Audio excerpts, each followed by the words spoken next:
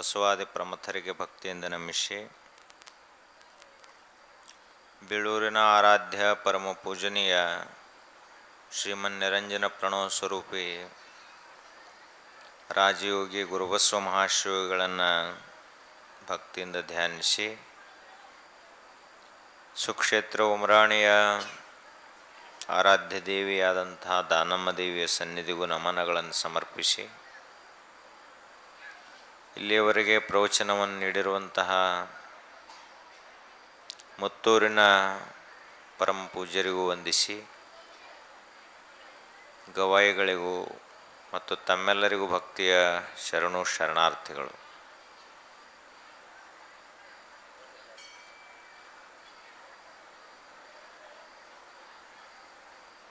ಇವತ್ತು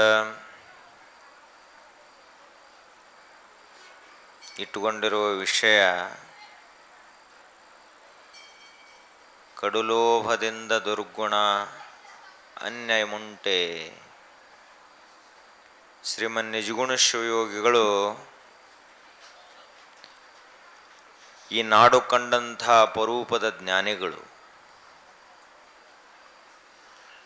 ವೇದಾಂತ ಸಿದ್ಧಾಂತಗಳನ್ನು ಸಮನ್ವಯ ಮಾಡಿ ಮನುಷ್ಯ ಪರಮಾತ್ಮನ ಕೃಪೆಯನ್ನು ಪಡಿಬೇಕಾದರೆ ಏನು ಮಾಡಬೇಕು, ಯಾವ ರೀತಿಯಾಗಿ ವೈರಾಗ್ಯವನ್ನು ತಾಳಬೇಕು, ನೀತಿಯ ಮಾರ್ಗದಲ್ಲಿ ನಡಿಬೇಕು, ಯೋಗ ಸಿದ್ಧಿಯನ್ನು ಪಡಿಬೇಕು, ಕೈವಲ್ಯವನ್ನು ಹೊಂದಬೇಕು ಅನ್ನುವುದರ ಕುರಿತಾಗಿ ಹೇಳಿರುವಂತಹ ಗ್ರಂಥವೇ ಕೈವಲ್ಯ ಪದ್ಧತಿ. ಅದರಲ್ಲಿ ನೀತಿಯ ಕುರಿತಾದಂತಹ ಮಾತುಗಳು, ನಾವೆಲ್ಲ ಸಾಮಾನ್ಯವಾಗಿ ನೀತಿಯ ಮಾತುಗಳನ್ನು ಪಾಲಿಸಲ್ಲೇ ತಪ್ಪುತ್ತೀವಿ. ಶಾಲ್ಯಾಗ ಬಹಳ ಶಾಣೆ ಇರ್ತಾನ, ಆದ್ರೆ ಜೀವನದಾಗ ಫೇಲ್ ಇರ್ತಾನ. ಊರಾಗೆಲ್ಲ ಹೌದು ಅನ್ಸ್ಕೋತಾನ, ಮನ್ಯಾಗ ಹೌದು ಅನ್ಸ್ಕೊಂಡಿರಂಗಿಲ್ಲ. ಊರಿನ ನ್ಯಾಯ ಹೇಳಿ ಬರ್ತಾನ, ಮನ್ಯಾಗ ತನ್ನ ಮಕ್ಕಳ ಸುದ್ದಿರಂಗಿಲ್ಲ. ಆದ್ದರಿಂದ ನೀತಿಯ ದಾರಿ ಬಹಳ ಕಠಿಣ. ಯಾವ ಮನುಷ್ಯ ಚಾರಿತ್ರ್ಯವಂತಿರ್ತಾನಲ್ಲ ಅವನಷ್ಟು ಶಕ್ತಿವಂತ ಜಗತ್ತಿನಾಗ ಯಾರೂ ಇಲ್ಲ. ಯಾವ ಮನುಷ್ಯ ನೀತಿಯ ದಾರಿಯಲ್ಲಿ ಶ್ರದ್ಧೆಯಿಂದ ನಡೀತಾನಲ್ಲ ಅವನನ್ನ ಕೂಡಲ ಸಂಗಮ ದೇವ ತನಗೇ ಬೇಕೆಂದು ಎತ್ತಿಕೊಂಡ. ಇಂಥ ನೀತಿವಂತನನ್ನ ದೇವರ ಎತ್ತುಗೊತ್ತಾನ. ನೀತಿಯನ್ನು ಬಿಟ್ಟು ಮನುಷ್ಯ ಬದುಕಿದ ಅಂದ್ರೆ ಅದಕ್ಕೇನು ಜೀವನ ಅಂತಾರೇನು? ಪ್ರಾಣಿ ಪಕ್ಷಿಗಳು ಕೂಡ ನೀತಿ ಒಳಗನ ಬದುಕ್ತಾವ, ಯಾವ ನೀತಿ ಬಿಟ್ಟು ಬದುಕಂಗಿಲ್ಲ. ಆದ್ರೆ ನಮಗಾದರೂ ತಿಳುವಳಿಕೆ ಹೆಚ್ಚೈತೆ ಅವುಗಳಿಗಿಂತಲೂ. ನಮ್ಮಲ್ಲಿ ಬುದ್ಧಿವಂತಿಕೆ ಹೆಚ್ಚೈತಿ. ಇಷ್ಟೆಲ್ಲ ಇದ್ರೆ ಕೂಡ ನಾವು ನೀತಿ ದಾರಿಯನ್ನು ಬಿಟ್ಟು ಬದುಕ್ತೀವಿ ಅಂದ್ರೆ ನಮಗೆ ಹೇಳೋರು ಕೇಳೋರಿಗೆ ಹೊರಗಿನವ್ರು ಯಾರು ಹೇಳ್ರ ನಾವು ಅಟ್ಟು ಕೇಳೋ ಸ್ಥಿತಿಯಾಗಿಲ್ಲ. ಅದಕ್ಕೆ ಮನುಷ್ಯ ಕುಲಕ್ಕೆ ಉಪದೇಶ ಮಾಡಿದಂಥವರೇ ಜ್ಞಾನಿಗಳು. ಅವ್ರು ಹೇಳ್ಯಾರ ಹೆಂಗೆ ಬದುಕಬೇಕಂತ ಹೇಳಿ. ಉಪದೇಶ ಯಾವಾಗಲೂ ಬಹಳ ದೊಡ್ಡವರಿದ್ದವರೇ ಮಾಡ್ತಾರೆ. ಸ್ವತಃ ತಮ್ಮ ಜೀವನದಲ್ಲಿ ಬದುಕಿ ತೋರಿಸಿದವರೇ ಜಗತ್ತಿಗೆ ಉಪದೇಶ ಮಾಡಲಿಕ್ಕೆ ಅರ್ಹರು, ಅವರು ಯೋಗ್ಯ. ಅವ್ರೇನು ಹೇಳ್ಯಾರ? ಕಡುಲೋಭದಿಂದ ದುರ್ಗುಣ ಅನ್ಯಮುಂಟೆ. ಲೋಭ ಅಂದ್ರ ಸಂಗ್ರಹ ಮಾಡುವಂಥ ಪ್ರವೃತ್ತಿ, ಆಸೆ. ಈಗ ಅವು ಸಣ್ಣ ಹುಡುಗರಿಗೆ ನೀವು ತಾಟ್ನಾಗ ನೀಡಿ ಕುಣಿಸ್ರವ 5ನೇತೆ 6ನೇತೆ ಹುಡುಗರಿಗೆ, ಅವು ಒಂದು ನೀಡಿರ್ತೀರಿ ಮತ್ತೆ ಆ ಕಡೆ ನೋಡ್ತಿರ್ತಾವ ನೀಡ್ತಾರೋ ಇಲ್ಲೋ ಅಂತೇಳಿ. ಕೈಯಾಗ ಒಂದು ಹಿಡ್ಕೊಂಡಿರ್ತಾವ, ತಾಟ್ನಾಗ ಒಂದಿರ್ತೈತಿ, ಮತ್ತೆ ಆ ಕಡೆ ನೀಡ್ತಾರೋ ಇಲ್ಲೋ ಅಂತ ನೋಡ್ತಿರ್ತಾವು. ಸಣ್ಣ ಹುಡುಗರಲ್ಲೇನ ಈ ಪ್ರವೃತ್ತಿ ಅದ ಅಂದ ಬಳಕ ಇವು ಇನ್ನು ದೊಡ್ಡವಾದ ಬಳಕ ಹೆಂಗೆ ಅಕ್ಕನ ವಿಚಾರ ಮಾಡೋದು. ಅದು ಆಸೆ ಅನ್ನುವಂಥದ್ದಕ್ಕೆ ಮಿತಿ ಇಲ್ಲ. ನಮ್ದೆಲ್ಲ ಇಡೀ ಜೀವನದಲ್ಲಿ ಇಟ್ಟೆಲ್ಲ ಕಷ್ಟ ಆಗ್ಲಕ್ಕ ಕಾರಣ ಏನದ? ದೇವ್ರ ನಮಗ್ ಕೊಟ್ಟಿಲ್ಲತ್ತಲ್ಲ, ಕೊಟ್ಟಾನ, ಇದ್ದದ್ದ ನಮಗ್ ಕಡಿಮೆ ಅನಿಸ್ಲತ್ತೈತಿ, ಸಾಕು ಅನ್ಸವಲ್. ಬೇಕಂದವ ಬಿಕಾರಿ, ಸಾಕಂದವ ಸಾವ್ಕಾರ ಅಂತ ಹಳ್ಳಿ ರೈತರು ಹೇಳ್ಯಾರ ಈ ಮಾತು. ಏನಪ್ಪ, ಯಾವಿನ ಬೇಕತ್ತಿರ್ತಾನಲ್ಲ ಅವ ರಾಜನ ಸಿಂಹಾಸನದ ಮೇಲೆ ಕುಂತ್ರು ಕೂಡ ಬಿಕಾರಿ ಅವ ಹೆಂಗ ರಾಜ ಅಂತಾಗ್ತಾನ? ಬೇಕನ್ನವ ಬೇಡ್ಕೊಳ್ಳವ ಬಿಕಾರಿನ ಎಲ್ಲಿ ಹಾಕಿರವಲ್ಲಕವ. ಸಾಕು ಅಂದಂತವ ಗುಡಿಸಲ್ಲಾಗಿದ್ರು ಕೂಡ ಅವನಟ ದೊಡ್ಡ ಸಾವುಕಾರ ಯಾರಿಲ್ಲ ವಿಶ್ವದೊಳಗೆ, ಅವನೇ ದೊಡ್ಡ ಸಾವುಕಾರ. ಸಾಕು ಅನಿಸ್ಬೇಕಲ್ಲ ನಮಗ? ಸಾಕು ಅನಿಸವಲ್ದು. ಸಾಕು ಯಾವ್ದು ಅನಿಸ್ತತಿ? ಪ್ರವಚನ ಇನ್ನೊಂದೆರಡು ದಿವಸ ಹೆಚ್ಚಿಗೆ ಮಾಡ್ರಿ ಅಂದ್ರೆ ಸಾಕು ಬಿಡಲ್ಲಿ, ಏನು ಮಾಡೋದು? ಇದು ಸಾಕು ಅನಿಸ್ತೈತಿ. ಗುಡಿಗೆ ಬರೋದು ಸಾಕು ಅನಿಸ್ತೈತಿ, ದಾನ ಧರ್ಮವನ್ನು ಮಾಡೋದು ಸಾಕು ಅನಿಸ್ತೈತಿ, ಗಳಿಸೋದು ಸಾಕತ್ತೆ ಯಾರಿಗೆ ಅನ್ಸಂಗಿಲ್ಲ. ಪುಕ್ಕಟೆಯಾಗಿ ಬರ್ತಿತ್ತು ಅಂದ್ರೆ ಬ್ಯಾಡತ್ತೆ ಯಾರಿಗೂ ಅನ್ಸಂಗಿಲ್ಲ. ನನಗೊಂದಿರ್ಲಿ, ನಮ್ಮ ಅಪ್ಪಗೊಂದಿರ್ಲಿ, ಮುತ್ಯಾಗೊಂದಿರ್ಲಿ, ಅವನು ಮುತ್ಯಾಗೊಂದಿರ್ಲಿ, ಎಲ್ಲ ತಗೊಂಡ್ಬರ್ತಾನ. ಆದ್ದರಿಂದ ಮನುಷ್ಯನೇ ನಿನ್ನ ಜೀವನದ ದುಃಖಕ್ಕೆ ಕಾರಣ ಏನಪ್ಪಾ ಅಂತ ಕೇಳಿದ್ರೆ ಅತಿಯಾಸೆ. ಅತಿಯಾಸೆ ಗತಿಗೇಡು. ನಿನ್ನ ಜೀವನದಲ್ಲಿ ದುಃಖಕ್ಕೆ ಕಾರಣ ಅಂದ್ರೆ ಈ ಆಸೆನ ಐತಿ. ಅದಕ್ಕ ಅತಿಯಾಸೆಯನ್ನ ಮಾಡ್ಲಕ್ ಹೋಗಬೇಡ. ಇದಕ್ಕಿಂತ ಕೆಟ್ಟ ಗುಣ ಯಾವುದೂ ಇಲ್ಲ ಅಂತ ಹೇಳಿದ್ರು ಅವರು. ಲೋಭದೊಳಗೆ ಮತ್ತೆ ಕಡು ಲೋಭ ಅಂದ್ರೆ ಮಗ್ಗಲದವ ಸತ್ತು ಹೋದ್ರೂ ಕೂಡ ₹1 ದಾನ ಮಾಡದೆ ಇರುವಂಥ ಮನುಷ್ಯರು ಸಮಾಜದಾಗಿರ್ತಾರ. ಅವರು ಕಡುಲೋಭಿಗಳು. ಈ ಹಿಂದಕ್ಕೆದ್ರವರು ಈಗೂ ಇರ್ಬೇಕು ಮತ್ತಿಲ್ಲಂತಲ್ಲ. ಈ ಬಡ್ಡಿ ಆಡೋ ಮಂದಿ ಉಮ್ರಾಣ್ಯಾಗ ಅದಾರೆಲ್ಲಿ ಗೊತ್ತಿಲ್ಲ. ಮತ್ತು ನಮಗೆ ಆಡ್ತಾರನ್ ಬಡ್ಡಿ? ಆ ಬಡ್ಡಿ ಆಡೋವ್ರ ಹಿಂದೆ ಹೆಂಗಿದ್ರು ಬ್ಯಾಂಕ್ ಅದು ಇರಲಿಲ್ಲ ಅವಾಗ.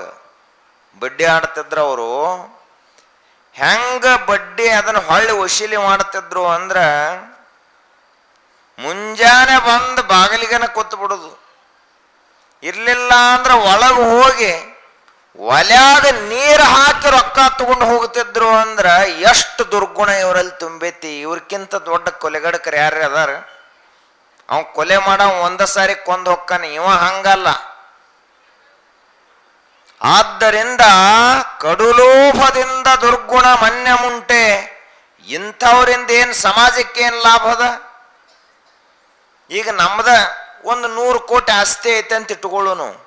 ನಮ್ಮ ಮನಿ ಮಗ್ಗಲಾಗನ ಒಂದು ಹುಡುಗ ಊಟ ಇರ್ಲಾರ್ದ ಉಪವಾಸ ಮಕ್ಕೊಂಡಿದ್ರ ನಮ್ಮಲ್ಲಿ 100 ಕೋಟಿ ಇದ್ದ ತಗೊಂಡು ಮಾಡೋದೇನೈತಿ?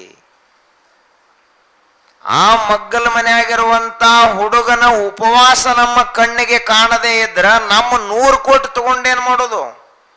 ಎದಕ್ಕೆ ಬರ್ತೈತೆ ಅದು?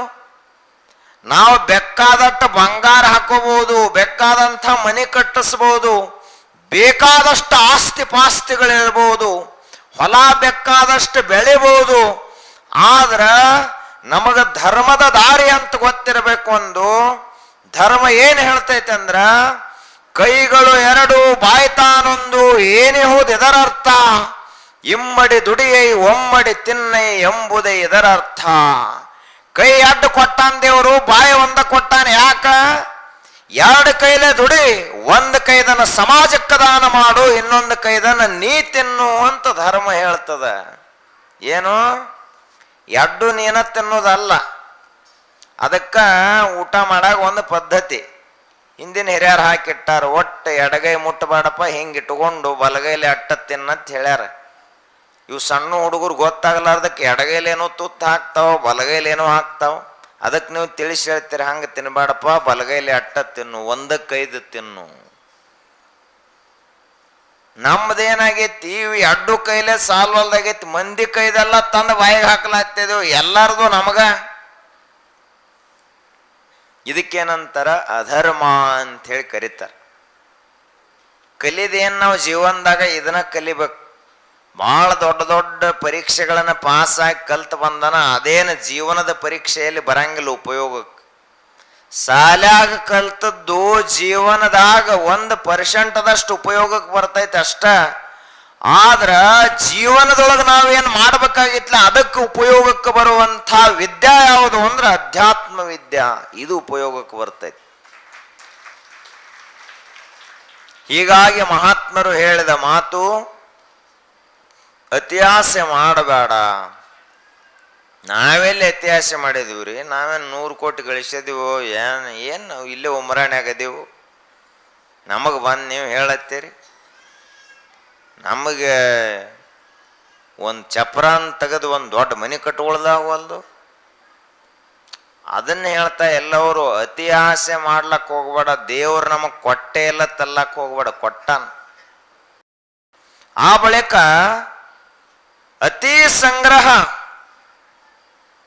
ಖರ್ಚು ಮಾಡಂಗಿಲ್ಲ. ಕೆಲವೊಂದಿಷ್ಟು ಮಂದಿ ಬರೀ ಗೋಳೆ ಹಾಕೋದು. ಕೆಲವೊಂದಿಟ್ಟು ಮಂದಿ ನೋಟದು ತಂದು ಕೊಡ್ತೈತಿ ನಮ್ಮ ಕಡೆ. ನೋಡ್ಬೇಕು ಅದನ್ನು ಎಷ್ಟು ಸುಳ್ಳಿ ಸುತ್ತಿರ್ತಾರೋ ಏನು. ಬಿಚ್ಚಬೇಕಂದ್ರೆ ರಿಸರ್ವ್ ಬ್ಯಾಂಕ್ ಹೋಗ್ಬೇಕಾಕೈತಿ. ಹೊಳ್ಳಿ ಇಟ್ಟು ಯಾಕದ್ರ ಮ್ಯಾಲ ಪ್ರೀತಿ? ರೊಕ್ಕ ಅಂದ್ರನ ದೇವರಾಗೈತಿ ಮನುಷ್ಯರಿಗೆ. ದೇವರಾಗಿ ಕಾಣವಲ್ಲ. ಯಾಕೆ ಹಿಂಗಾತು? ಹಣ ಅಂದ್ರೆ ಹೆಣ ಬಾಯಿ ತೆಗಿತದ. ಯಾಕ? ನಮ್ಮಲ್ಲಿ ಆಸೆ ಅಷ್ಟು ಹೆಚ್ಚಾಗೈತಿ. ಇನ್ನೊಂದು ನಮ್ದು ಇಷ್ಟೆಲ್ಲ ಪ್ರವೃತ್ತಿಗೆ ಕಾರಣ ಏನು ಅಂದ್ರ, ಮಕ್ಕಳ ಸಲುವಾಗಿ ಮೊಮ್ಮಕ್ಕಳ ಸಲುವಾಗಿ ಅಂತ ಗಳಿಸ್ಬೇಕತ್ ಹೊಕ್ಕ ನೀವು. ಅದು ಇದೆಲ್ಲಕ್ಕೂ ಕಾರಣ ಐತಿ. ದೇವರ ನಿಮಗೆ ಹೆಂಗೆ 2 ಕಾಲ 2 ಕೈಯ ಒಂದು ಶರೀರ ಶಕ್ತಿಯನ್ನು ಕೊಟ್ಟ, ಬುದ್ಧಿಯನ್ನು ಕೊಟ್ಟು ದುಡಿಯೋ ತಾಕತ್ತು ಕೊಟ್ಟಾನಲ್ಲ, ಹಂಗ ಅವ್ರಿಗೆ ಕೊಟ್ಟಾನ. ಅವ್ರನ್ನೇನು ಕುಂಟ್ರನ್ನ ಕುಡ್ರನ್ನ ಕೈ ಇರ್ಲಾರ್ದವ್ರನ್ನ ಮಾಡಿ, ಬುದ್ಧಿ ಇರ್ಲಾರ್ದವ್ರನ್ನ ಮಾಡಿ ಹುಟ್ಟಿಸಿಲ್ಲ ದೇವರು. ಅವರಿಗೂ ನಮಕಿಂತ ಹೆಚ್ಚಿಗೆ ಬುದ್ಧಿ ಕೊಟ್ಟಾನ, ನಮಕ್ಕೆ ಹೆಚ್ಚಿನ ತಾಕತ್ತು ಕೊಟ್ಟಾನ, ನಮಕಿಂತ ಹೆಚ್ಚಿನ ವಿದ್ಯೆಯನ್ನು ಕೊಟ್ಟಾನ. ಇಷ್ಟೆಲ್ಲ ಕೊಟ್ಟ ಬಳಿಕ ಮಕ್ಕಳ ಸಲುವಾಗಿ ನೀವು ಯಾಕೆ ಆಸ್ತಿ ಗಳಿಸಿಡ್ತೀರಿ? ನಮ್ಮ ದೇಶದಲ್ಲಿ ಇರುವಂಥ ಒಂದು ಅತ್ಯಂತ ಇಷ್ಟೆಲ್ಲ ಜಗಳಗಳಿಗೆ ಕಾರಣ ಏನಪ್ಪಾ ಅಂದ್ರ ಪಿತ್ರಾರ್ಜಿತ ಆಸ್ತಿ. ಅಪ್ಪು ಗಳಿಸಿದ ಆಸ್ತಿ ಮೇಲೆ ಬಂದು ನೀವು ಕುಂಡಿರ್ತಾನ. ಗಳಿಸ್ಯಾನ ಯಾರು? ಅವ ಅಪ್ಪ ಗಳಿಸ್ಯಾನ. ಅದರ ಮೇಲೆ ಹಕ್ಕದಾರ ಯಾರಾದರೂ ಮಗ ಆದ ಮೊಮ್ಮಗ ಆದ ಅಂದ್ರ ಅವ್ರು ಗಳಿಸ್ಯಾರ ಅಂತ ತಿಳ್ಕೊಂಡಿವ ಚಟಗಾರ ಆಗ್ತಾನ ಹೊರತು ಸರಿಯಾಗಿ ಬದುಕವ ಆಗೋದಿಲ್ಲ ಇವ. ವಿದೇಶದವ್ರದ್ದು ನೋಡಿ ನಾವು ಇದನ್ನ ಪದ್ಧತಿ ತಿದ್ಕೋಬೇಕು. ಅವ್ರು ಏನ್ ಮಾಡ್ತಾರ? ಬದುಕಲಕ್ಕೆ ಏನು ಬೇಕಲ್ಲ ಆ ವಿದ್ಯಾ ಕಲಿಸ್ತಾರ. 18 ವರ್ಷ ಆದ ಬಳಿಕ ಅವಂದು 1-2 ಜೋಡಿ ಅರಿವಿ ಕೊಟ್ಟು ಮನೆದಿಂದ ಹೊರಗೆ ಹಾಕಿಬಿಡ್ತಾರ ಅವ್ರು. ನೀ ಬದುಕ್ತಮ್ಮ, ನಿನಗ ನಡಿಲಾಕ್ ಕಲಿಸೈತಿ, ಓದ್ಲಾಕ್ ಕಲಿಸೈತಿ, ಕೆಲಸ ಮಾಡ್ಲಾಕ್ ಕಲಿಸೈತಿ. ನಿನ್ನ ಗಾಡಿ ನೀ ಹೊಡಿ, ನಮ್ದು ನಾವು ಹೊಡಿತೀವಿ ಅಂತ ಹೇಳ್ತಾರ. ತಾವು ಜೀವನದಾಗ ಏನು ಗಳಿಸಿರ್ತಾರಲ್ಲ ಅದನ್ನ ದಾನ ಧರ್ಮ ಮಾಡ್ತಾರ, ಅಥವಾ ಸ್ವಂತ ತಿರುಗಾಡಿ ವಿಶ್ವವನ್ನು ನೋಡಿ ಆರಾಮವಾಗಿ ಬದುಕ್ತಾರ ವಿದೇಶದವ್ರು. ನಿಮಗೆ ಉಮರಾಣಿ ಬಿಟ್ಟು ಜತ್ತಿ ನೋಡ್ಲಿಕ್ಕಾಗೋಲ್ದೇನೆ ಎಷ್ಟೋ ಮಂದಿಗೆ. ಒಟ್ಟು ದುಡಿದು ಗೋಳೆ ಮಾಡೋದು, ಬ್ಯಾಂಕ್ನಾಗ ಇಡೋದು, ಗೋಳೆ ಮಾಡೋದು, ಬ್ಯಾಂಕ್ನಾಗ ಇಡೋದು. ಇಲ್ರಿ ನಮ್ಮ ಮಕ್ಕಳಿಗಿರ್ಲಿ ಮೊಮ್ಮಕ್ಕಳಿಗಿರ್ಲಿ, ಹಿಂಗ ನಾವು ಬರೇ ಸಂಗ್ರಹಣ ಮಾಡ್ಕೋತವಾದ್ರ ದಾನ ಧರ್ಮ ಅದು ಇದು ಮಾಡೋದು ಯಾವಾಗ? ಮಾಡ್ತೀವ್ರಿ, ಅದನ್ನು ಮಾಡಂಗಿಲ್ಲ ತಿಲ್ಲೈತಿ. ಖರೇನ ನಿಮ್ಮ ಮಕ್ಕಳನ್ನ ನೀವು, ನಿಮ್ಮ ಮಕ್ಕಳು ಚಟಗಾರ ಆಗಬಾರ್ದು, ಚಲೋ ರೀತಿಯಾಗಿ ಬದುಕಬೇಕು, ದೊಡ್ಡ ವ್ಯಕ್ತಿಗಳಾಗಬೇಕು, ಶ್ರೀಮಂತ ಆಗ್ಬೇಕಂತ ಅನ್ನವ್ರಿದ್ರಿ ಅಂದ್ರ ಚಲೋ ಸಂಸ್ಕಾರವನ್ನು ಕೊಡ್ರಿ, ಚಲೋ ತಂಗಿ ದುಡಿಲಾಕ್ ಕಲಿಸ್ರಿ. 18 ವರ್ಷ ಆದ ಬಳಿಕ ಮನೆಯಿಂದ ಹೊರಗೆ ಕಳಿಸಿಬಿಡ್ರಿ. ಹೆಂಗ ಶ್ರೀಮಂತ ಆಗೋದಿಲ್ಲ ನೋಡೋಣ, ಹಾಗೆ ಅಕ್ಕನ. ಈಗ ನೋಡ್ರಿ, ಶೇಡ್ಜಿಗಳು ಮಾರ್ವಾಡಿಗಳಂತದಾರ. ಈಗ ರಾಜಸ್ಥಾನದಿಂದ ಎಲ್ಲ ಕಡೆ ಬಂದಾರ ಅವರು. ನೀವು ಇದ ಊರಾಗದಿರ ಕಡೆ ಒಂದು ವ್ಯಾಪಾರ ಮಾಡೋದಿಲ್ಲ, ಎಲ್ಲ ಅವರ ಮಾಡ್ಲತ್ತಾರ. ಪೈಪಿನ ಅಂಗಡಿ ಅವ್ರದ, ಎಲ್ಲ ಇವು ಸ್ಟೇಷನರಿ ಅಂಗಡಿ ಅವರು, ಉಳ್ಕಿದ ಪ್ಲೈವುಡ್ ಎಲ್ಲ ಮಾಡವ್ರ ಅವ್ರ ಆಗ್ಯಾರ. ಅವ್ರು ಏನ್ ಮಾಡ್ತಾರಂದ್ರ, 100 ಕೋಟಿ ರೂಪಾಯಿ ಅವ್ರದ್ದು ಸಂಪತ್ತಿದ್ರು ಕೂಡ ತಮ್ಮ ಮಗನನ್ನ ತಮ್ಮ ಅಂಗಡಿಯಾಗ ಎಂದು ಕೆಲ್ಸಕ್ಕೆ ಹಚ್ಚಂಗಿಲ್ಲ. ಅವ್ರು ಏನ್ ಮಾಡ್ತಾರ? ಮಂದಿ ಅಂಗಡಿಯಾಗ ಹೋದ ಕೆಲ್ಸಕ್ಕೆ ಇಡ್ತಾರ, 2 ವರ್ಷ ಅಲ್ಲಿ ಸರಿಯಾಗಿ ಆಳಿನಂಗ ದುಡಿಸ್ಕೋತಾರ ಅವರು. ಆ ಬಳಿಕ ಹೊಳ್ಳಿ ತಂದು ತಮ್ಮದ ಅಂಗಡಿಯಾಗ ಇಡ್ತಾರ. ಅವಾಗ ಅವ್ ಗೊತ್ತಾಕತಿ ₹1 ಬರ್ಬೇಕಂದ್ರೆ ಎಷ್ಟು ಕಷ್ಟ ಐತಿ ಆ ಹುಡುಗಗೆ ಗೊತ್ತಾಕತಿ. ಅವಾಗ ಅವರು ಚಟಗಾರರು ಆಗುದಿಲ್ಲ, ಏನೂ ಆಗುದಿಲ್ಲ, ಆಸ್ತಿಯನ್ನು ಉಳಿಸ್ಕೋತ ಬೆಳೆಸ್ಕೋತ ಮಾಡ್ಕೋತ ಹೋಗ್ತಾರ. ನಿಮ್ದು ಹಂಗಾಕತ್ತೇನು? ಏನೂ ಇಲ್ಲ. 10 ಎಕರೆ ದ್ರಾಕ್ಷಿ ಐತಿ ನಮ್ದು. ಅವ್ ಹುಡುಗ ಹೇಳ್ತಾರ, ತಮ್ಮ ನಾ ಒಟ್ಟು ಬಿಸಿಲಾಗ ದುಡ್ದೈದು ಕರಿ ಬಾಂಡ್ ಬಂದೈತಿ, ನೀ ಒಟ್ಟು AC ರೂಮ್ನಾಗ ಹೊರಗೆ ಬರಬೇಡ. ನೀ ಹೆಂಗಂದ್ರೆ ಬೆಳ್ಳಗಿರ್ಬೇಕು. ಹುಟ್ಟುದ್ ನಮ್ಮ ದೇಶದಾಗ ಹುಟ್ಟುಕರೆ, ನೀ ಇಂಗ್ಲೆಂಡ್ದವ್ರ ಹಂಗಿರ್ಬೇಕು. ನೀ ಬಾದ್ ಮಾಡಿದ ಯಾರಂದ್ರ ನೀವ. ತಮಾತ ತಲೆ ಮ್ಯಾಲ ಕೈ ಆಡಿಸಿ ಭಾಳ ಅವರನ್ನ ಏನ್ ಮಾಡ್ಯಾರಿ, ಮುದ್ದು ಮಾಡಿ ಪ್ರೀತಿಯನ್ನೇನ ಕೊಟ್ಟಲ್ಲ. ಆ ಕಾರಣದಿಂದ ನಿಮ್ಮ ಮಕ್ಕಳು ನಿಮಗೆ ವಿರುದ್ಧ ಮಾತಾಡ್ತಾವು, ಚಟಗಾರರಾಗ್ತಾರ, ಇಸ್ಪೇಟ್ ಆಡ್ತಾರ, ಡಾಬಾದಾಗ ತಿಂತಾವು, ಎಲ್ಲೆರೆ ಕುಡಿತಾವು, ಎಲ್ಲೆರೆ ಬಿದ್ದ ನಿಮ್ಮ ಕುಲದ ಕೀರ್ತಿ ಮನೆತನದ ಕೀರ್ತಿಯನ್ನ ಹರಾಜಿಟ್ಟು ಬರ್ತಾರಲ್ಲ. ಇಂಥ ಮಕ್ಕಳನ್ನು ತಗೊಂಡು ಏನ್ ಮಾಡವ್ರದಿರಿ? ಇದಕ್ಕೆಲ್ಲ ಕಾರಣ ಏನಪ್ಪ? ನೀವ ಕಾರಣದಿರಿ. ಮತ್ ಎಲ್ಲ ಹಾಳಾದ ಬಳಕ ನಮ್ಮ ಕಡೆ ಬರ್ತದ ಕೇಸ್. ಎಲ್ಲಿ ನಡೆಯಲಾರ್ದು ಹೆಂಗೆ ಹೊಕ್ಕತ್ಲ ಅದು ಮಿರಜ್ ಹಾಸ್ಪಿಟಲ್, ಹಂಗೆ ಎಲ್ಲಿ ಯಾರೂ ಹಿಡಿಲಿಲ್ಲ, ದವಾಖಾನ್ಯಾಗ ನಡೀಲಿಲ್ಲ, ಅವ್ರ ಮಂತ್ರವಾದಿಗಳ ಕಡೆ ನಡೀಲಿಲ್ಲ, ಹೇಳವ್ರು ಕೇಳವ್ರು ಎಲ್ಲ ಮುಗಿದ ಬಳಕ ಸ್ವಾಮಿಗಳು ನೀವರಿ ನೋಡ್ರಿ. ನಾನು ನೋಡಿದೆ ಎಲ್ಲ ಹಾಳಾಗಿರ್ತದೆ. ಚಟ ಮಾಡ ಹುಡುಗ 25 ವರ್ಷ ಅನ್ನೋದರೊಳಗಾಗಿ ತೆವೆ ಹಂಚಾದಂಗ ಮುಖ ಆಗಿತ್ತಂದ್ರ ಅವನ್ ತಗೊಂಡು ಮಾಡೋದೇನೆ ಹುಡುಗ ಅಟ್ಟು ಚಟ ಮಾಡಿರ್ತಾನ. ಇದಕ್ಕೆಲ್ಲ ಕಾರಣಕರ್ತರು ಯಾರು? ನೀವ. ಯಾಕೆ? ಆಸ್ತಿಯನ್ನು ನಮ್ಮ ಮಗನ ಸಲುವಾಗಿ ಅಂತ ಮಾಡ್ರಿ, ಮಗನಿಗೆ ಒಳ್ಳೆಯ ಸಂಸ್ಕಾರವನ್ನು ಕಲಿಸಲಿಲ್ಲ, ಅದಕ್ಕಾಗಿ ಹುಡುಗರು ಹಾಳಾಗ್ತಾವ, ಮತ್ತೇನು ಅಲ್ಲ. ಸಂಸ್ಕಾರ ಕೊಡ್ಬೇಕು. ಕಲ್ಲಿಗೆ ಸಂಸ್ಕಾರ ಕೊಟ್ರ ಮೂರ್ತಿ ಆಗ್ತೈತಿ. ಹಂಗ ಮನುಷ್ಯನಿಗೆ ಒಳ್ಳೆಯ ಸಂಸ್ಕಾರವನ್ನು ಕೊಟ್ರ ಚಲೋ ಮನುಷ್ಯ ಆಗ್ತಾನ. ಅದೇ ಮನುಷ್ಯನಿಗೆ ಒಬ್ಬರು ಶಿವಯೋಗಿಗಳ ಸಂಸ್ಕಾರವನ್ನು ಕೊಟ್ರ ಮನುಷ್ಯ ದೇವರಾಗ್ತಾನ ಅಂತ ಹೇಳ್ತಾರೆ. ಆದ್ದರಿಂದ ಮನುಷ್ಯನೇ ಅತಿ ಆಸೆ ಮಾಡ್ಲಕ್ ಹೋಗ್ಬೇಡ. ನಿನ್ನ ಮನ್ಯಾಗ ಒಂದು ₹100 ಇತ್ತಂದ್ರ, ಒಟ್ಟ ರೊಕ್ಕನ ಇಲ್ಲ, ಒಂದು ₹100 ಐತಂದ್ರ ಅದರೊಳಗಿಂದ ₹10 ದಾನ ಮಾಡು, ₹90 ನಿನ್ನ ಸಲುವಾಗಿ ಇಟ್ಟುಕೋ. 100ಕ್ಕೆ 100 ನಿಂದ ಏನು ಅಲ್ಲಿಲ್ಲ ಈ ಜಗತ್ತಿನಾಗ. ಎಲ್ಲ ಇಡೀ ಆಸ್ತಿಗೆಲ್ಲ ನಾನ ಮಾಲಕತ್ ಹಿಂಗಿಲ್ಲ. ಆದ್ದರಿಂದ ನಾವೆಲ್ಲರೂ ಇದನ್ನು ತಿಳಿಬೇಕು, ಇದನ್ನು ಕಲಿಬೇಕು. ಒಬ್ಬ ಬಡತನದಲ್ಲಿರುವಂಥ ಮನುಷ್ಯ ದಿನ ಕಾಡಿಗೆ ಹೋಗೋದು, ಕಟ್ಟಿಗೆ ಕಡ್ಕೊಂಬರೋದು, ಅದನ್ನು ಊರಾಗ ಮಾರೋದು, ಬದುಕೋದು ಇಷ್ಟು ಮಾಡ್ತಿದ್ದ. 10-20 ವರ್ಷ ಹಿಂಗೆ ಮಾಡಿದ ಬಳಿಕ ಅವನಿಗೆ ಒಂದಿನ ಕಟ್ಟಿಗೆ ಕಡಿಯುವಾಗ ಕಾಲು ಜಾರಿ ಕೆಳಗೆ ಬಿದ್ದ. ಗಿಡದಾನ್ ಬಿದ್ದ ಬಳಿಕ ಕಾಲ ಬಹಳ ಪೆಟ್ಟಾಯಿತು. ಇನ್ನ ಹೆಂಗಪ್ಪ, ಕಟ್ಟಿಗೆ ಕಡ್ಕೊಂಡು ಹೋಗಿ ಮಾರಲಿಲ್ಲ ಅಂದ್ರೆ ನನ್ನ ಹೊಟ್ಟೆ ನಡಿಬೇಕಂಗ ಚಿಂತೆ ಆತ ಬಡವನಿಗೆ. ಅವಾಗ ಅಳ್ಕೋತ ಕುಂತಿದ್ದ. ಯಾರೋ ಬಂದ ತಲೆ ಮ್ಯಾಲ ಕೈ ಆಡಿಸಿ ಬೆನ್ನು ಚಪ್ಪರಿಸ್ದಂಗಾತು. ಇಲ್ಲಿ ಕಾಡಿನಾಗ ಯಾರು ಬಂದ ನನಗೆ ಸಮಾಧಾನ ಹೇಳೋರಪ್ಪ ಅಂತ ತಿರುಗಿ ನೋಡಿದ್ರ ಒಬ್ಬರು ಸನ್ಯಾಸಿಗಳಿದ್ರು. ಅವಾಗ ಅಳಬೇಡ್ತಮ್ಮ ಅಳಬೇಡ, ನಾವು ಅದೀವಿ, ಯಾಕೆ ಚಿಂತೆ ಮಾಡ್ತೀವಿ ಅಂತ ಹೇಳಿದ್ರು ಅವರು. ಆಗ ಅವನಿಗೆ ಯಾರೋ ಒಬ್ರು ಅದಾರಲ್ಲಪ್ಪ ಅಂತ ಅನಿಸ್ತು. ಕೇಳಿದ್ರೆ ಅವ್ರು ಯಾಕೆ ಅಳ್ಳಾಗ್ತದೆ? ಏನು ಮಾಡ್ರಿ ಗುರುಗಳ, ನಂದು ಹೊಟ್ಟೆ ನಡೆದದ್ದ ಕಟ್ಟಿಗೆ ಮಾರಿ ಬದುಕ್ತಿದ್ನಿ ನಾನು, ಆದರೆ ಇವತ್ತು ಕಾಲು ಮುರಿದ, ನನಗಿನ್ ದುಡಿಲಕ್ಕಾಗುದಿಲ್ಲ, ಹೆಂಗೆ ಬದುಕಲಿ ಎತ್ತಂದ. ಅವಾಗ ಗುರುಗಳಂದ್ರು, ನಿನಗ ಒಂದು ನಿಯಮ ಹಾಕ್ತೀನಿ, ಒಂದು ಷರತ್ತು, ಅದನ್ನೇ ಪಾಲಿಸ್ತಿದ್ದೆ ಅಂದ್ರ ನಿನಗೆ ಶ್ರೀಮಂತಿಕೆ ದಾರಿಯನ್ನ ಹೇಳ್ಕೊಡ್ತೀನಿ ಅಂತಂದ್ರು. ಪಾಲಿಸ್ತಾನಲ್ರಿ ಗುರುಗಳು ತಂದವ. ಆಯ್ತಪ್ಪ. ಗುರುಗಳು ತಮ್ಮ ಜೋಳಿಗೆ ಒಳಗಿಂದ ಒಂದು ಹಾರ ತೆಗೆದು ಅವನು ಕೊಳ್ಳಾಗ ಹಾಕಿದ್ರು. ಯಾವ ಹಾರದು? ಒಂದು ರತ್ನದ ಹಾರ. ಅದನ್ನು ತೆಗೆದು ಕೊಳ್ಳಾಗ ಹಾಕಿದ್ರು. ಹಾಕಿ ಹೇಳಿದ್ರು, ಇದು ಮಾಂತ್ರಿಕವಾದಂತಹ ಮಾಲೆ ಅದ, ಸಾಮಾನ್ಯ ಅಲ್ಲ, ಜಾದು ಇದ್ದಂಗೈತಿ. ಈ ಮಾಲೆ ಕೊಳ್ಳಾಗೇನು ಹಾಕೊಂಡ್ಲ, ಇನ್ನು ನಿನಗ ಇಲ್ಲಿದಿಂದ ಒಂದು 100 ಫೂಟ್ ಹೋಗು ಕಾಡಿನೊಳಗ, ಹೋದ ಬಳಿಕ ಯಾರಿಗೀ ಕಾಣ್ಲಾರ್ದಂಥ ಒಂದು ಆಲದ ಮರ ನಿನಗೆ ಕಾಣ್ತದೆ. ನಿಮಗಲ್ಲ, ಮತ್ತು ಅವ ಕೊಳ್ಳಾಗ ಮಾಲೆ ಹಾಕಿದ್ರಲ್ಲ ಗುರುಗಳು, ಅದಕ್ಕೆ ನಿನಗ ಆಲದ ಮರ ಕಾಣ್ತದೆ.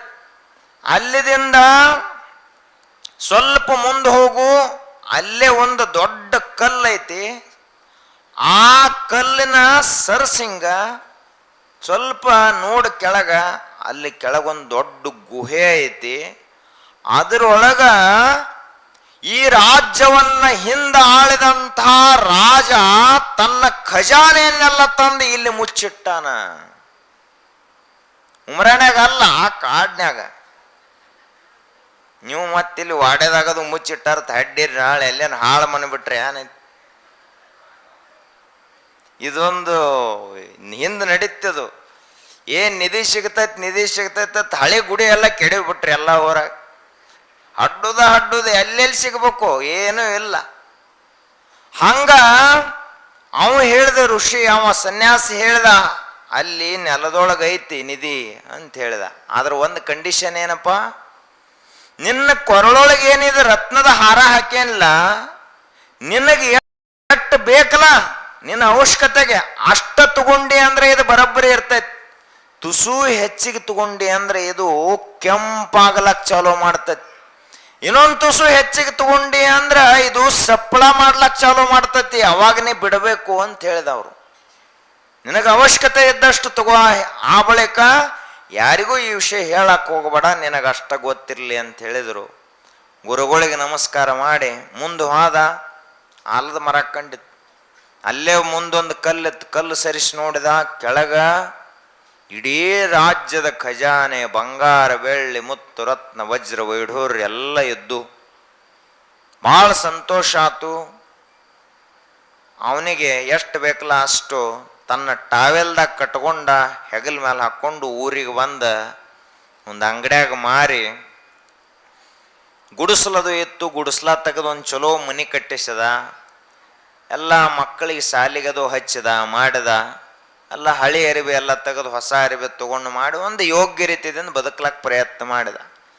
6 ತಿಂಗಳಾತು, ಮತ್ತು ರೊಕ್ಕ ಕಡಿಮೆ ಬಿದ್ದು ಮತ್ತ ಆ ಮಾಲಿಕ್ ಒಳಗೆ ಹಾಕೊಂಡು ಕಾಡಿಗೆ ಹೋದ ಬಳಿಕ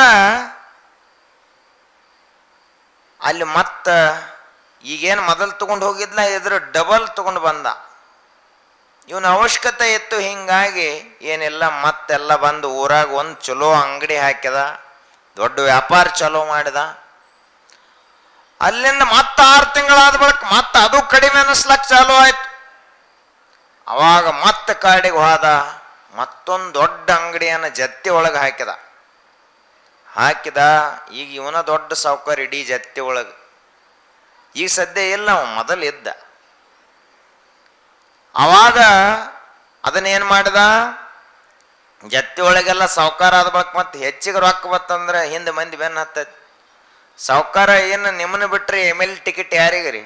ನಿಮಗೆ ಅದೊಂದು 20 ಎಕರೆ ದ್ರಾಕ್ಷಿ ಬೆಳಿತಂದ್ರೆ ಅದನ್ನೆಲ್ಲ ಏನು ಮಾಡೋದು, ಎಲೆಕ್ಷನ್ಗೆ ಹಾಕಿ ಖರ್ಚು ಮಾಡಿಬಿಡೋದು.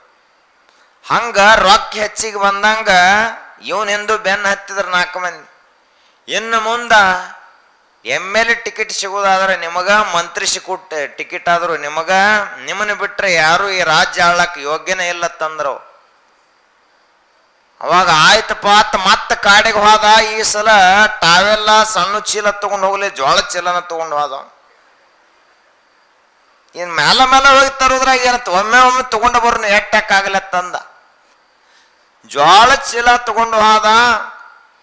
2 ಬಗೀಸ್ ಹಾಕಿದ್ದ. ಒಂದು ಮನಸ್ಸು ಹೇಳ್ತು, ಋಷಿ ಹೇಳ್ಯಾನ, ಸನ್ಯಾಸಿ ಹೇಳ್ಯಾನ, ಸಾಕತ್ ಹೇಳ್ತು. ಇನ್ನೊಂದು ಮನಸ್ಸು ಹೇಳ್ತು, ಅವ್ರೇನು ಸಾಧುಗಳಿಗೆ ಪಾಪ ಅವ್ರಿಗೇನು ಆಸೆ ಇರ್ತೈತೇನೋ, ಅವ್ರಿಗೆ ಹೆಂಗ ಸಾಕು ಅನಿಸ್ತೈತಿ. ಅವ್ರಿಗೆ ಇಲ್ಲಿ ಸಾಕಂದ್ರೆ ಮತ್ತೆ ಮುಂದಿನ ಮನ್ಯಾಗ ಅಡಿಗೆ ತಯಾರಿರ್ತೈತಿ, ಮುಂದಿನ ಮನ್ಯಾಗ ದಕ್ಷಿಣ ತಯಾರಿರ್ತೈತಿ. ನಿನಗೇನಾಯ್ತು ಮರ, ಇದ ಒಂದು ಖಜಾನೆ ಸಿಕ್ಕೈತಿ ತುಂಬ್ಕೊಂಡು ಹೋಗತ್ ಹೇಳ್ತ ಮನಸ್ಸು. ತುಂಬಿದ ತುಂಬಿದ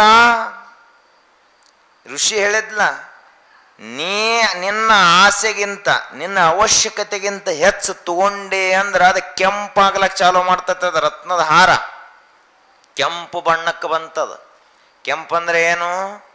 ಡೇಂಜರ್ ಝೋನ್. ಅದು ಈ TC ಮತ್ತು ಟವರ್ ಲೈನಕ್ಕೆ ಹಿಂಗೆ ಗುಂಡ್ಲೆ ಚಿನ್ನಾಕಿ ಮ್ಯಾಲೊಂದು ಚೆಂಡ ಚಿತ್ರ ಹಾಕಿರ್ತಾರೆ ನೋಡ್ರಿ, ಡೇಂಜರ್ ಅಂತ ಬರೆದಿರ್ತಾರ. ಮುಟ್ರಿ ಅಂದ್ರೆ ಸುಟ್ಟ ಹೊಕ್ಕಿರತ್. ಹಂಗ ಅದು ಡೇಂಜರ್. ಇನ್ನು ಮುಂದೆ ನಿನ್ನ ಸಾವು ಸಮೀಪ ಐತಿ ಅತ್ ರತ್ನದ ಹಾರ ಹೇಳ ಹತ್ತತ್ ಕೊಳ್ಳಂದ. ಆ ಬಳಿಕ ಇನ್ನೊಂದು ತುಸು ಅರ್ಧ ಚೀಲ ತುಂಬಿದ ಕೊಳ್ಳಾಗ ಶಬ್ದ ಮಾಡ್ಲಕ್ ಚಾಲು ಮಾಡಿತದು.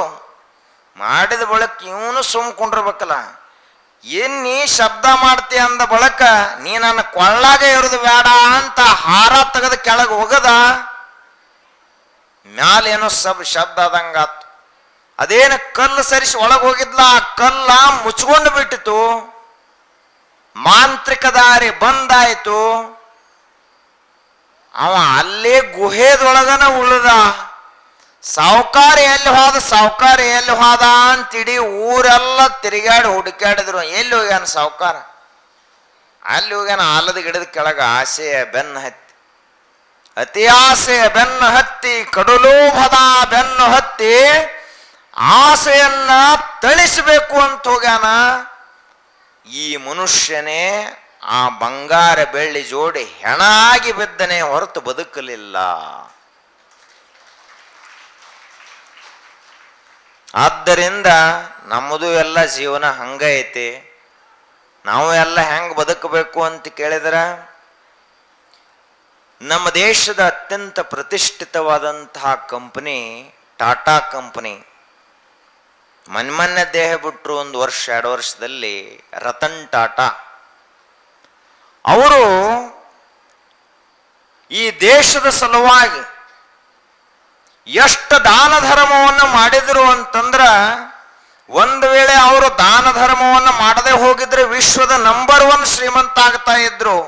ಆದ್ರೆ ಶ್ರೀಮಂತಿಕೆ ಬೇಡಾಗಿತ್ತು ಅವರಿಗೆ. ಈ ದೇಶದಲ್ಲಿರುವಂತಹ ಬಡವರ ಉದ್ಧಾರ ಆಗಬೇಕು, ಈ ದೇಶದಲ್ಲಿರುವಂತಹ ನಿರ್ಗತಿಕ ಮಕ್ಕಳಿಗೆ ಒಳ್ಳೆಯ ಶಿಕ್ಷಣ ಸಿಗಬೇಕು, ಒಳ್ಳೆಯ ಆರೋಗ್ಯದ ಸೌಲಭ್ಯ ಸಿಗಬೇಕು, ಒಳ್ಳೆಯ ನೀರಾವರಿ ಆಗಬೇಕು, ಒಳ್ಳೆಯ ತಂತ್ರಜ್ಞಾನ ಈ ದೇಶದಲ್ಲಿ ಅಭಿವೃದ್ಧಿ ಆಗಬೇಕು.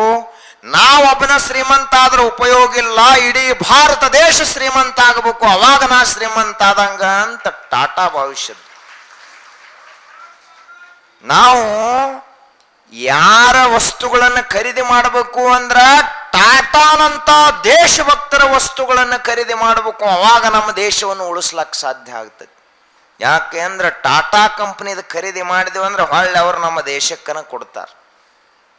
ಕೋವಿಡ್ ಬಂತು, 1500 ಕೋಟಿ ರೂಪಾಯಿಗಳನ್ನ ಕೋವಿಡ್ಕ್ಕಾಗಿ ಕೊಟ್ಟು, ಬರೇ ಹೋದ ಶತಮಾನದಲ್ಲಿ $100 ಬಿಲಿಯನ್ ಈ ದೇಶದ ಸಲುವಾಗಿ ಅವ್ರು ಏನ್ ಮಾಡ್ಯಾರ? ದಾನ ಮಾಡ್ಯಾರ. ಅದಕ್ಕೆ ನಾವು ಏನು ಮಾಡಬೇಕು? ದಾನ ಧರ್ಮವನ್ನು ಮಾಡಬೇಕು. ಅವಾಗ ಏನ್ರ ತುಸು ಮನುಷ್ಯರ ಲೆಕ್ಕದಾಗ ಬದುಕಲಕ್ಕೆ ಯೋಗ್ಯ ಆಗುತ್ತೇವೆ. ಇದೇನು ಸ್ವಾಮಿಗಳು ಪ್ರವಚನ ಹೇಳ್ತಾರತ್ ಹಿಂಗೆ ಮಾಡಬೇಡ್ರಿ, ನೀವು ಮನಸ್ಸಿಗೆ ಹಚ್ಕೋರಿ ತುಸು ನಿಮ್ಮದು ನೀವು ವಿಚಾರ ಮಾಡ್ರಿ. 2 ರೊಟ್ಟಿ ಅದಾವ ಅಂದ್ರೆ ಒಂದು ಸಮಾಜಕ್ಕೆ ಕೊಡ್ಬೇಕು, ಒಂದು ನೀವು ತಿನ್ಬೇಕು.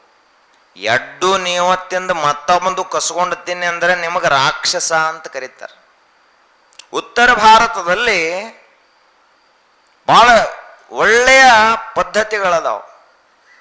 ಅಲ್ಲಿ ಪ್ರಸಾದ ಕುಂತ್ರು ಅಂದ್ರೆ ಎಂದೂ ಎಡಗೈ ಮುಟ್ಟಂಗಿಲ್ಲ, ಹಿಂಗ ಇಟ್ಕೊಂಡು ಊಟ ಮಾಡ್ತಾರ. ಅವಾಗ ಒಬ್ಬರು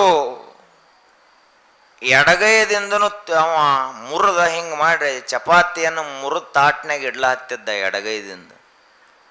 ಆವಾಗ ಅಲ್ಲಿರುವಂಥ ಒಬ್ಬರು ಸ್ವಾಮೀಜಿಯವರು ಬೇದರು, क्या है हैवान है क्या इंसान है, दोनों हाथों से खाता है ಅಂತ ಹೇಳಿದ್ರು ಅವರು. ಹೈವಾನ್ ಅಂದ್ರ ದೆವ್ವ ಅದಿವೋ ಏನು ಮನುಷ್ಯ ಅದಿವೋ, ಇನ್ಸಾನ್ ಅಂದ್ರ ಮನುಷ್ಯ, ಹೈವಾನ್ ಅಂದ್ರ ದೆವ್ವ.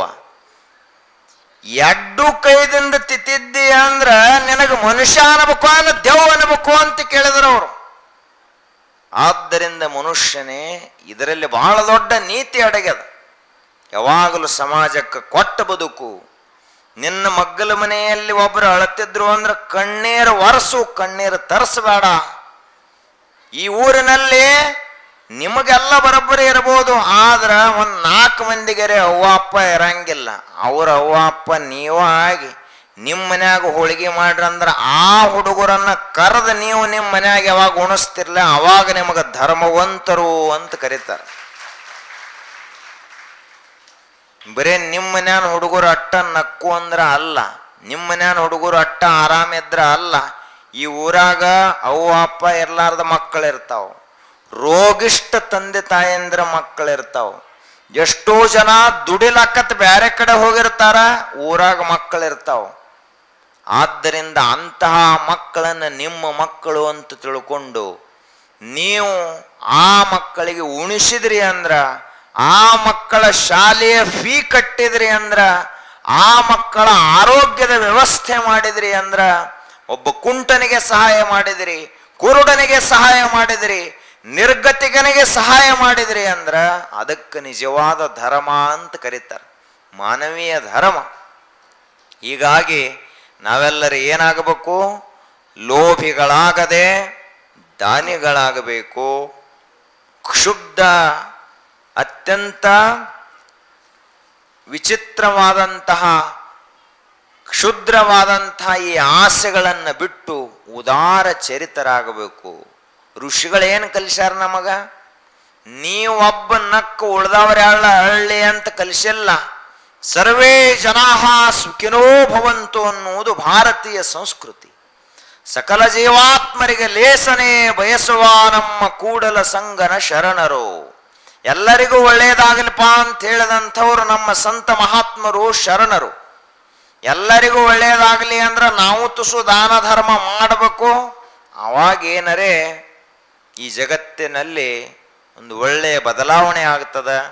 ಹೀಗಾಗಿ ಅತಿ ಕೆಟ್ಟ ಗುಣ ಯಾವುದಪ್ಪ ಅಂದ್ರೆ ಮನುಷ್ಯನಲ್ಲಿರೋದು ಲೋಭದ ಗುಣ. ಒಮ್ಮೆದ ಸಂಗ್ರಹದ ಬುದ್ಧಿ ಜಿಪುಣತನ ಬಂತು ಅಂದ್ರೆ ಮನುಷ್ಯ ಖರ್ಚು ಮಾಡ್ಬೇಕಂತ ಅನ್ಸಂಗಿಲ್ಲ. ಈಗ ನೋಡ್ರಿ, ಕೆಲವೊಬ್ರ ಕೈ ಭಾಳ ಬಿಗಿ ಇರ್ತಾವ, ಒಟ್ಟ ಖರ್ಚು ಮಾಡಂಗಿಲ್ಲ ಅವರು.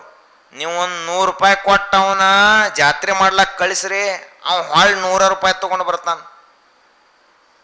ಯಾಕಂದ್ರೆ ಜಾತ್ರೆಗೆ ಹೋಗಿ ಇವನು ಪರಿಚಯದವ್ರು ಯಾರದಾರ ಹುಡುಕಾಡ್ತಾನ. ಮೊದಲ ಹುಡುಕಾಡಿ ಅವ್ರ ಕಡೆದಿಂದ ರೊಕ್ಕ ಖರ್ಚು ಮಾಡಿಸಿ, ಅವ್ರ ಕಡೆದಿಂದ ಜಾತ್ರೆ ಮಾಡಿಸಿ, ಅವ್ರದ ಕಬ್ಬಿನ ಹಾಲು ಕುಡ್ದು, ಅವ್ರದ ಕುಲ್ಪೆ ತಿಂದ ಗಾರೆಗಾರ ತಿಂದ ಮನೆಗೆ ಬರ್ತಾನ. ಇವೇನು ಖರ್ಚು ಮಾಡವಲ್ಲ. ಮಂದಿ ಎತ್ತಿನ ಗಡ್ಯಾಗ ಹೋಗೋದು, ಮಂದಿ ಟೆಂಪೋದಾಗ ಬರೋದು, ನೀವು ಏನು ಖರ್ಚು ಮಾಡವ್ರಲ್ಲ. ನೀವು ದಾನಮ್ಮ ಜಾತ್ರೆಗೆ ಬಂದವ್ರು ಯಾರು ಹಂಗಿಲ್ಲ, ಚಲೋದಿರಿ ಎಲ್ಲರೂ. ಅದಕ್ಕೆ ಇವತ್ತು ನೋಡ್ರಿ ಎಷ್ಟು ದೊಡ್ಡ ಕಾರ್ಯಕ್ರಮ ಮಾಡ್ಯಾರ. ಉಡಿ ತುಂಬುವಂತಹ ಕಾರ್ಯಕ್ರಮ 2-3 ಸಾವಿರಕ್ಕಿಂತ ಹೆಚ್ಚ ತಾಯಂದಿರಿಗೆ ಮುತ್ತೈದೆಯರಿಗೆ ಉಡಿ ತುಂಬುವಂತಹ ಕಾರ್ಯಕ್ರಮ ಮಾಡ್ಯಾರ. ಏನು ತೋರಿಸ್ಲತ್ತಾರ ಅವ್ರು ಇಲ್ಲಿ ಮಾಡಿ? ನೀವೆಲ್ಲರೂ ಸುಖಿಯಾಗಿರ್ಲಿ ಅಂತ ತಿಳ್ಕೊಂಡು ನಿಮಗೆ ದಾನಮ್ಮನ ಆಶೀರ್ವಾದ ಇರಲಿ, ನಿಮ್ಮ ಉಡಿ ಎಂದಿಗೂ ಬರಿದಾಗದೆ ಇರಲಿ, ಅಕ್ಷಯ ಪಾತ್ರೆಯಾಗಲಿ ನಿಮ್ಮ ಉಡಿ ಅಂತ ತಿಳ್ಕೊಂಡು ಇದನ್ನು ಮಾಡ್ಯಾರ. ನೀವೆಲ್ಲ ಏನಾಗಬೇಕು?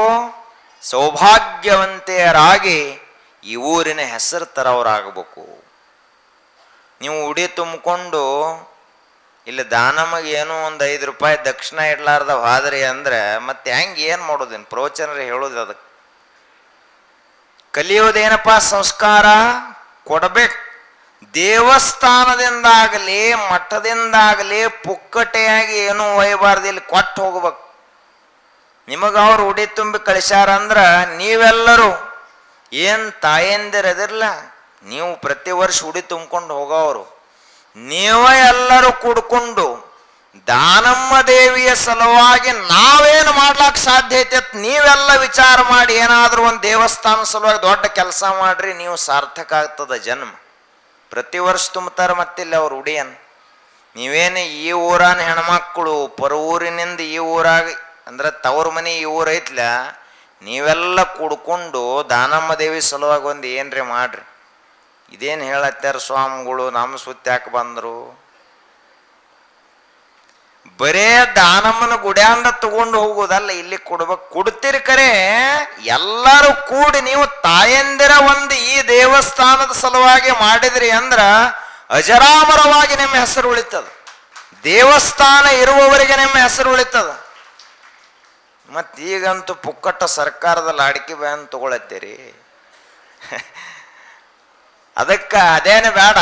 ನಿಮ್ಮ ಬೆವರು ಸುರಿಸಿದಂಥ ದುಡ್ಡು ಏನೈತ್ಲ, ಬರೇ ಎಲ್ಲರೂ 500 ರೂಪಾಯಿ ಹಾಕಿದ್ರಿ ಅಂದ್ರೆ 3000 ಮಂದಿ ಹೆಣ್ಮಕ್ಳು ಒಂದು 2-3 ವರ್ಷ ತೆಗೆದಿಟ್ರಿ ಅಂದ್ರೆ ಎಷ್ಟು ರೊಕ್ಕ ಆಗ್ತದೆ? ಅದನ್ನು ತಂದು ಇಲ್ಲಿ ಕಮಿಟಿ ನಮ್ಮ ನಾಮದ ಸರ್ ಅಂಥವ್ರ ಕೈಯಾಗ ಕೊಟ್ರಿ ಅಂದ್ರೆ ಇಂಥವು ಮತ್ತೆ 4 ಕಲ್ಯಾಣ ಮಂಟಪ ಕಟ್ತಾರ. ಅವ್ರು ಗುಡಿಯನ್ನು ಮತ್ತೆ ದೊಡ್ಡ ಪ್ರಮಾಣದಲ್ಲಿ ಬೆಳೆಸ್ತಾರೆ. ಇದೇನಪ್ಪ, ದಾನ ಮಾಡ್ರಿ, ಧರ್ಮ ಮಾಡ್ರಿ, ಸಂಗ್ರಹ ಮಾಡಬೇಡ್ರಿ, ಅತಿ ಆಸೆ ಮಾಡಬೇಡ್ರಿ ಅನ್ನೋದಕ್ಕೆ ಸಂಕೇತ. ಮತ್ತು ನೀವಂತೂ ಏನೈತ್ಲ ಇದ ಊರಾಗಿರ್ತೀರಿ, ಪಟ್ಟಿ ಕೊಡಬೇಕು. ನಿಮಗೆ ಕೊಡ್ಲಿಲ್ಲ ಅಂದ್ರು ಟಾವೆಲ್ ಹಿಡಿದು ವಸೂಲಿ ಮಾಡ್ತಾರ ಅವ್ರು. ಹೊರಗೆ ಹೋಗೋ ಪ್ರಶ್ನೆನೇ ಇಲ್ಲ. ಊರಾಗ ಎಷ್ಟು ಜಾತ್ರೆ ಅದಾವ ಎಲ್ಲಕ್ಕೂ ಪಟ್ಟಿ ಕೊಡಬೇಕು, ಎಷ್ಟು ಗುಡಿ ಅದಾವ ಎಲ್ಲಕ್ಕೂ ಪಟ್ಟಿ ಕೊಡಬೇಕು. ಆದ್ದರಿಂದ ಎಲ್ಲರೂ ಕೂಡಿಕೊಂಡು ಒಟ್ಟಿನಲ್ಲಿ ನಾವು ನಮ್ಮ ಭಾರತ ದೇಶವನ್ನು ವಿಶ್ವಗುರು ಮಾಡುವಟ್ಟ ನಿಟ್ಟಿನಲ್ಲಿ ಹಗಲು ರಾತ್ರಿ ಎನ್ನದೇ ದುಡಿಯೋಣ. ದೇಶ ನನಗಾಗಿ ಏನು ಕೊಟ್ಟಿದೆ ಎನ್ನುವುದಕ್ಕಿಂತ ನಾನು ಈ ಭಾರತ ಮಾತೆಯ ಪಾದಗಳಿಗೆ ಏನು ಅರ್ಪಣಾ ಮಾಡೇನೆ ಅನ್ನೋದು ಬಹಳ ಮುಖ್ಯ. ಅದು ನಮ್ಮ ಸಂಸ್ಕೃತಿಯ ಪ್ರತೀಕ. ನಮ್ಮ ಹಿರಿಯರು ನಮಗೆ ಕಲಿಸಿದ್ದೇನು ಅಂದ್ರೆ ತಗೊಂಡು ಬರುವುದನ್ನು ಕಲಿಸಿಲ್ಲ, ಕೊಟ್ಟು ಬರುವುದನ್ನು ಕಲಿಸ್ಯಾರ. ನಮ್ಮ ಋಷಿಗಳು ನಮಗೆ ನೀಡುವುದನ್ನು ಕಲಿಸ್ಯಾರ, ಬೇಡುವುದನ್ನು ಕಲಿಸಿಲ್ಲ. ಬಸವಣ್ಣನವರು ಬೇಡುವಂತಹ ಕಲ್ಯಾಣವನ್ನು ಕಟ್ಟಲಿಲ್ಲ, ನೀಡುವಂತಹ ಕಲ್ಯಾಣವನ್ನು ಕಟ್ಟಿದರು. ಹಾಗ ನೀಡುವಂತಹ ಉಮರಾಣಿಯನ್ನು ನಾವೆಲ್ಲ ಮಾಡೋಣ. ಈ ಉಮರಾಣಿ ಇಡೀ ಕರ್ನಾಟಕ ಮಹಾರಾಷ್ಟ್ರಗಳಿಗೆ ಒಂದು ಪ್ರೇರಣೆಯ ಸ್ಥಾನವಾಗಲಿ. ಆ ಪ್ರೇರಣಾ ಶಕ್ತಿಯಾಗಿ ದಾನಮ್ಮ ತಾಯಿ ಎಲ್ಲರಿಗೆ ಆಶೀರ್ವಾದವನ್ನು ಮಾಡಲಿ ಅಂತ ಹೇಳಿ ಇಂದು ಹೇಳಿದ್ದು ತುಂಬತೈತೆ ಅಂತ ಮಾಡಿದ್ದೀವಿ ನಾವು. ಇನ್ನ ಹಂಗ ಎಲ್ಲ ತುಂಬಿಲ್ ಜಾಗ. ಇನ್ನ ಮಂದಿ ಧಾರಾವಾಹಿ ಗುಂಗಿನ್ಯಾಗ ಯಾವ್ದಾರ ಗುಂಗಿನ್ಯಾಗ ಐತೆ ಏನೋ ಗೊತ್ತಿಲ್ಲ. ಆದರೆ ಇನ್ನೊಂದು 2 ದಿವಸ ಕಾರ್ಯಕ್ರಮ ಐತೆ. ಎಲ್ಲರೂ ಅತ್ತೆ ಶ್ರದ್ಧೆ ಭಕ್ತಿಯಿಂದ ಬರ್ರಿ. ಸಣ್ಣ ಹುಡುಗರನ್ನು ತಗೊಂಡು ಬರ್ರಿ. ಈ ಕಡೆ ಅಂತೂ ಮುತ್ಯಗಳು ಅರ್ಧ ಬಂದರ, ಕರಿತೆಲಿ ಮ್ಯಾಲ ತುಸು ಕಡಿಮೆ ಐತಿ. ಆ ಮಂದಿ ಬತ್ತಂದ್ರ ಯುವಕರು ಬಂದ್ರಂದ್ರನ ನಮ್ಮ ಸಂಸ್ಕೃತಿ ಉಳಿದೈತಿ. ಆ ದಾಬಾದಾಗ ಇರೋರು, ಬೀರ್ಬಾರ್ನಾಗ ಇರೋವ್ರನ್ನ ಇಲ್ಲಿ ತಂದು ಕುಣಿಸಿ ಇಲ್ಲಿ ಈ ಪ್ರವಚನ ಕೇಳಕ್ ಹಚ್ಚಿದ್ರಂದ್ರ ಅವ್ರ ಮುಂದೆ ಈ ದಾನಮ್ಮ ದೇವಿಯ ತೇರೆಳವ್ರದಾರ, ಅವರಿಂದ ದೇಶ ಉಳಿದೈತಿ. ಹೊತ್ತ ಇಳದಂಥವ್ರಿಂದ ದೇಶ ಉಳಿಯಂಗಿಲ್ಲ. ಹೊತ್ತ ಏರಮಾರ್ನಾಗ ಯಾರಿಂದ ಇರ್ತೈತ್ಲ ಅವ್ರು ಈ ದೇಶದ ಮುಂದಿನ ನಾಗರಿಕರದಾರ. ಅವ್ರಿಗೆ ಒಳ್ಳೆಯ ಸಂಸ್ಕಾರ ಸಿಗಬೇಕಾಗ್ಯದ. ಆದ್ದರಿಂದ ಎಲ್ಲರನ್ನೂ ಕರ್ಕೊಂಡು ಬರ್ರಿ. ಮತ್ತು ಮುಂದಿನ ವರ್ಷದಿಂದ ಯುವಕರ ಸಲುವಾಗಿ ಅಂತ ವಿಶೇಷ ಕಾರ್ಯಕ್ರಮಗಳನ್ನು ತಾವು ಆಯೋಜನೆ ಮಾಡಬೇಕು. ಯಾಕೆ ಅಂದ್ರೆ ದಾರಿ ತಪ್ಪಲಾಗ್ತದವ್ರಿಗೆ ನಾವು ಸರಿಯಾಗಿ ಸಂಸ್ಕಾರ ಕೊಡುವ ಅವಶ್ಯಕತೆ ಐತಿ. ಜ್ವರ ಬಂದದ್ದು ಒಬ್ಬರಿಗೆ, ಔಷಧ ಕೊಡೋದು ಒಬ್ಬರಿಗೆ ನಡೆದೈತಿ. ಸಂಸ್ಕಾರ ಬರೋಬ್ಬರಿನ ಉಳಿಸ್ಕೊಂಡು ಹೊಂಟಿರ್ತಾರೆ. ಇವ್ರಿಗೇನು ಹೇಳೋದು ಹತ್ತಂಗಿಲ್ಲ ಭಾಳ. ಆದ್ರೆ ತಪ್ಪಲತ್ಯಾವು ಯುವಕರು. ಡಿಜೆದ ಮುಂದೆ ಕುಣಿವು ಯಾವು? ಗುಲಾಲ ಹಚ್ಚಿಕೊಂಡ ಜಿಗದಾಡವ್ರು ಯಾರು? ಗಣಪತಿಯಾಗ ದಾರು ಕುಡಿದ ಗಣಪತಿ ಹಿಂದೆ ಕೂತು ಇಸ್ಪೇಟ್ ಆಡವ್ರು ಯಾರು? ದೇವಿ ಕುಣಿಸಿ, ಇಲ್ಲಿ ದೇವಿನ ಕುಣಿಸಿರ್ತಾರ, ಹಿಂದೆ ಹೋಗಿ ಮಾಂಸ ತಿಂದು ಬರ್ತಾರೆ. ಇದನ್ನೆಲ್ಲ ಮಾಡವ್ರು ಯಾರು? ಹುಡುಗರು.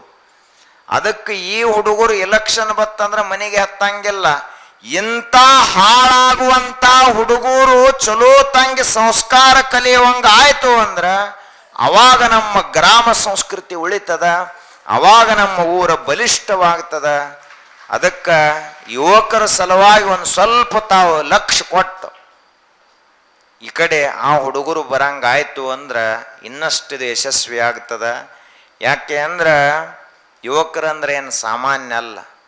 ನೋಡ್ರಿ, 25 ವರ್ಷದ ಹುಡುಗ ಯಾವ ವರ್ಷದಲ್ಲಿ ಲಗ್ನ ಆಗಬೇಕೋ ಅದೇ ವರ್ಷದಲ್ಲಿ ದೇಶದ ಸಲುವಾಗಿ ಪ್ರಾಣ ಅರ್ಪಣೆ ಮಾಡಿದ ಭಗತ್ ಸಿಂಗ್ ಸಾಮಾನ್ಯ ಹುಡುಗೇನಲ್ಲ.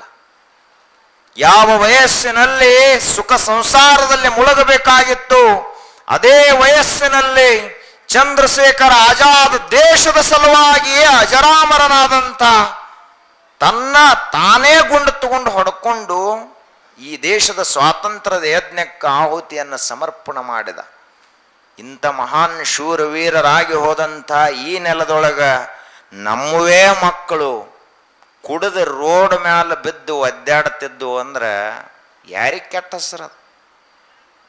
ನಿಮಗಟ್ಟ ಅಲ್ಲ, ಈ ಊರಾಗ ಸ್ವಾಮಿಗಳು ಇರ್ತಾರೆ, ಅವರಿಗೂ ತಂದು ಹತ್ತೈತಿ. ಏನಿಲ್ಲೇ ಸ್ವಾಮಿಗಳು ಅಡ್ಡಾಡ್ತಾರ, ಪ್ರವಚನರು ಏನು ಹೇಳ್ತಾರೋ ಏನೋ, ಯಾವುದೋ ಕತೆ ತಂದು ಹೇಳ್ತಾರ, ಇಲ್ಲಿ ಹುಡುಗರು ಎಲ್ಲ ಕುಡ್ದು ಅಡ್ಡಾಡ್ಲತ್ತೇವಂದ್ರೆ ಯಾರಿಗೆ ಕೆಟ್ಟ ಹೆಸರು? ಇಡೀ ಸಮಾಜದ ಘನತೆಗೆ ಕೆಟ್ಟ ಹೆಸರು. ಹುಡುಗರು ಎಲ್ಲದಾವಪ್ಪ ಅಂದ್ರೆ ದಾಬಾದಾಗ ಅದಾವಂದ್ರೆ ಎಷ್ಟು ಕೆಟ್ಟ ಹೆಸರು ಅದು. ಹುಡುಗರು ಎಲ್ಲದಾವಪ್ಪ ಇಸ್ಪೇಟ್ ಆಡ್ಲತ್ತೇವಂದ್ರೆ ಏನು ಕೆಟ್ಟ ಹೆಸರು. ಪಂಜಾಬದಲ್ಲಿ ಇವತ್ತು ಹೋಗಿ ನೋಡಿದ್ರ ಎಷ್ಟು ದುರ್ದೈವದ ಪರಿಸ್ಥಿತಿ ನಮ್ದು. ಇಡೀ ದೇಶದ ಮಿಲಿಟರಿಗೆ ಅತಿ ಹೆಚ್ಚು ಜನ ಸೈನಿಕರನ್ನು ಕೊಟ್ಟಂತಹ ರಾಜ್ಯ ಯಾವುದು ಅಂದ್ರೆ ಸಿಕ್ಕು ಪಂಜಾಬ್.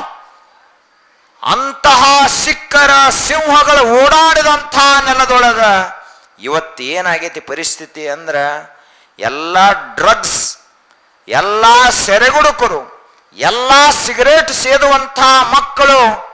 ಇಡೀ ಪಂಜಾಬ್ನಲ್ಲೆಲ್ಲ ಕ್ಯಾನ್ಸರ್ ರೋಗಿಗಳ ಸಂಖ್ಯೆ ಹೆಚ್ಚಾಗ್ಯದ.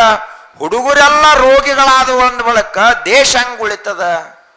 ಆದ್ದರಿಂದ ಇದೆಲ್ಲ ಹಾಳಾಗ್ಲತ್ತವಲ್ಲ, ಆ ಹುಡುಗರ ಈ ಕಡೆ ಬರಂಗಾಗಬೇಕು.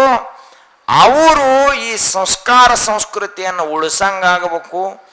ಅವರು ನಮ್ಮ ದಾನಮ್ಮ ದೇವಿಯ ಧ್ವಜವನ್ನ ವಿಶ್ವದಾದ್ಯಂತ ಹಾರಾಡಿಸುವಂಥವರಾಗಬೇಕು. ಅವಾಗ ಏನಾರೆ ಊರು ಉಳಿತಾವು, ಬೆಳಿತಾವು, ನಿಮ್ಮ ಕುಲದ ಕೀರ್ತಿನೋ ಬೆಳೀತದ. ಆ ರೀತಿಯಲ್ಲಿ ತಾವೆಲ್ಲ ಹಿರಿಯರು ಕೂಡ್ಕೊಂಡು ಮುಂದಿನ ವರ್ಷದಿಂದ ಪ್ರತಿ ವರ್ಷ ಇವ್ರದೊಂದು ಉಡಿ ತುಂಬುದು ಮಾಡ್ರಿ, ಯುವಕರ ಸಲುವಾಗಿ ಒಂದು ಏನ್ರಿ ಪ್ರೇರಣೆಯ ಕಾರ್ಯಕ್ರಮವನ್ನು ಮಾಡ್ರಿ ಅಂಥೇಳಿ ಎಲ್ಲರಿಗೂ ವಂದಿಸಿ 2 ನುಡಿಗಳು ದಾನಮ್ಮ ತಾಯಿಯ ದಿವ್ಯ ಚರಣಗಳಿಗೆ ಸಮರ್ಪಣೆ.